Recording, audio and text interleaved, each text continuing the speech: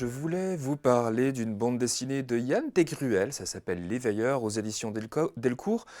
C'est l'histoire vraie de Yann Desgruel, qui est dessinateur, auteur de bande dessinée, et qui, on le sait, les auteurs-dessinateurs de bande dessinée ne vivent pas forcément très bien de leur art.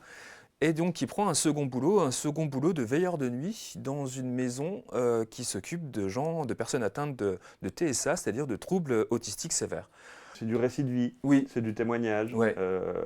Il y a évidemment la souffrance La souffrance, mais pas que. Voilà. C'est ça qui est intéressant dans cette BD, c'est qu'on se dit, oui, bon, les pauvres handicapés...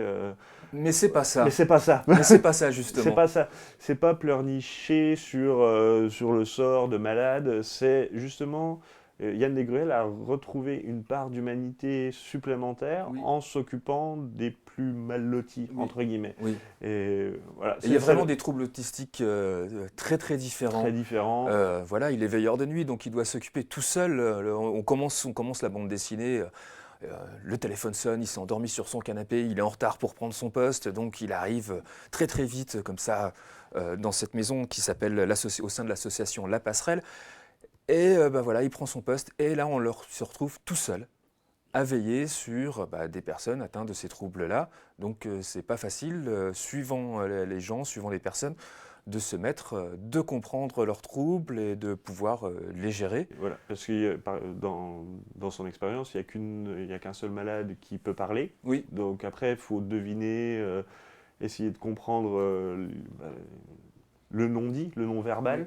Et non, c'est une expérience, c'est touchant comme bouquin. C'est ça. Et ça permet aussi de se rendre compte que c'est pas juste une catégorie. Ça nous remet en question face au handicap mental, clairement. C'est la façon dont on pourrait réagir, nous, à sa place. Alors le dessin, petit dessin comme ça, au trait semi-réaliste, mais c'est pas le plus important, le dessin dans cette bande dessinée-là. C'est vraiment comment on aborde... Comment on aborde l'autre, mais vraiment dans toute son altérité. Et ça m'a fait un peu penser parce que Fabien Toulmé, quand il raconte l'Odyssée d'Hakim, ce migrant syrien, on dit toujours, les migrants, c'est une grande catégorie qu'on imagine uniforme, et on a tendance à oublier la vie de chaque personne qui est bouleversée par des grands événements comme ça. Et bien là, c'est un peu la même démarche. C'est qu'on se dit, les malades mentaux, c'est une catégorie qu'on ne peut pas gérer.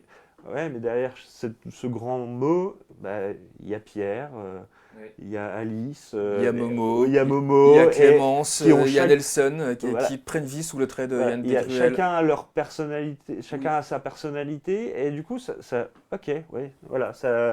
le genre de BD qui fait réfléchir sur notre vision des autres qu'on côtoie pas, qu'on connaît pas. Et qui rend un bel hommage aussi au personnel soignant, parce qu'on se rend compte que ce personnel soignant-là qui s'occupe de ces personnes avec ce fort handicap, il y a une grosse charge mentale quand même à supporter au quotidien. C'est pas facile, où on se rend compte qu'il y a énormément de turnover dans ce genre de structure, parce que ça use aussi. Ça use, mais effectivement... Et c'est vraiment touchant, parce que, comme il le dit lui, à la fin de l'album, un album pour leur faire une vraie place dans cette société qui a tendance à les exclure, pour que nous devenions tous des veilleurs, comme je l'ai été pour eux, mais surtout comme ils l'ont été pour moi.